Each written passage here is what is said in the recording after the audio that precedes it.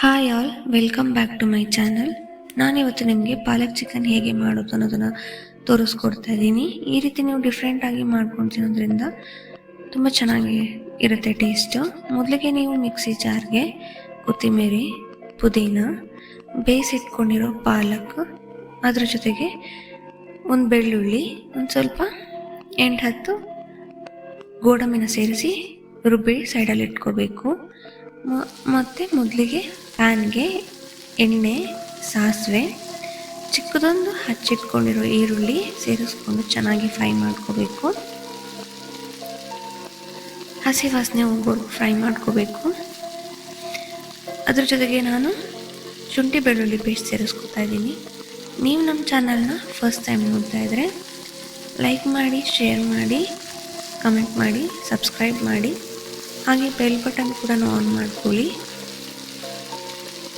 ನೋಡಿ, ಹಸಿ ವಾಸನೆ ಹೋಗೋವರೆಗೂ ಫ್ರೈ ಮಾಡ್ಕೊತಾ ಇದ್ದೀನಿ. ಈಗ ಅರಿಶಿನ ಸೇರಿಸ್ಕೊಂಡು ಮಿಕ್ಸ್ ಮಾಡ್ಕೊತಾ ಇದ್ದೀನಿ. ನಾನು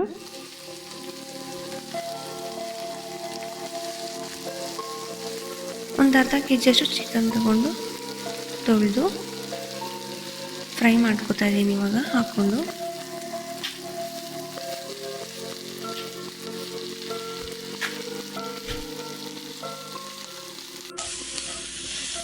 ಚೆನ್ನಾಗಿ ಮಿಕ್ಸ್ ಮಾಡ್ಕೋಬೇಕು. ಚೆನ್ನಾಗಿ ಎಣ್ಣೆಯಲ್ಲಿ ಫ್ರೈ ಮಾಡಬೇಕು. ನೀವು ಇದನ್ನು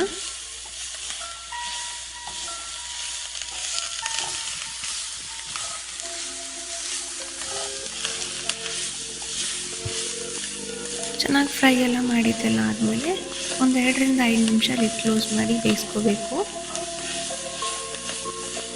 ಜಾಸ್ತಿ ಹೊತ್ತು ಬೇಯಿಸೋ ಅವಶ್ಯಕತೆ ಏನಿಲ್ಲ. ನಾರ್ಮಲ್ ಚಿಕನ್ ಆಗಿರೋದ್ರಿಂದ ಬೇಗನೆ ಬೆಂದು ಹೋಗ್ಬಿಡುತ್ತೆ. ಒಂದು 2ರಿಂದ 5 ನಿಮಿಷ ಬೇಯಿಸ್ಕೋಬೇಕಷ್ಟೇ.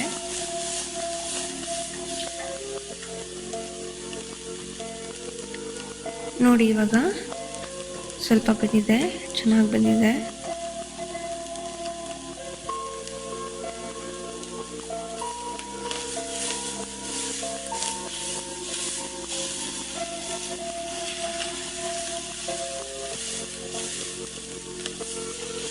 ನೋಡಿ, ಇವಾಗ ನಾನು ಇದಕ್ಕೆ ರುಬ್ಬಿಟ್ಕೊಂಡಿರೋ ಪೇಸ್ಟ್ನ ಸೇರಿಸ್ಕೊತಾ ಇದ್ದೀನಿ.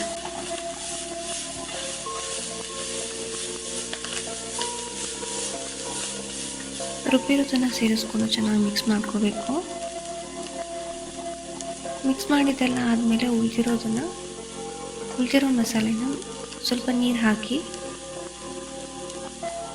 ಮಿಕ್ಸ್ ಮಾಡಿಕೊಂಡು ಸೇರಿಸ್ಕೋಬೇಕು.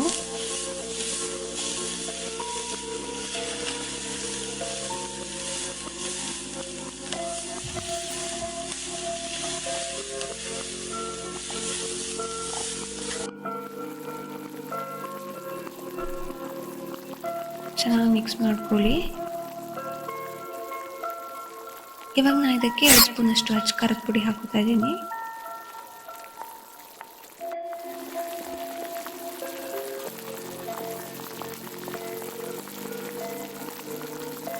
ಅಚ್ಚ ಖಾರದ ಪುಡಿ ಹಾಕಿ ಮಿಕ್ಸ್ ಮಾಡ್ಕೊಂಡಿದ್ದೆಲ್ಲ ಆದಮೇಲೆ 1 ಟೇಬಲ್ ಸ್ಪೂನಷ್ಟು ಗರಂ ಮಸಾಲ ಹಾಕೋತಾ ಇದ್ದೀನಿ.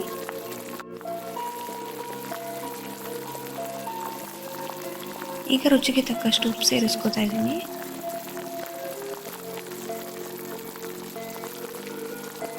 ಸ್ವಲ್ಪ ನೀರು ಆ್ಯಡ್ ಮಾಡ್ಕೊತಾ ಇದ್ದೀನಿ. ಜಾಸ್ತಿ ನೀರು ಆ್ಯಡ್ ಮಾಡ್ಕೋಬೇಡಿ, ಗ್ರೇವಿ ಥರ ಇದ್ರೇ ಸ್ವಲ್ಪ ಚೆನ್ನಾಗಿರುತ್ತೆ.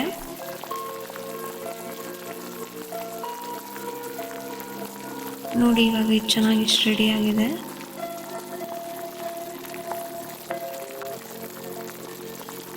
Thank you for watching.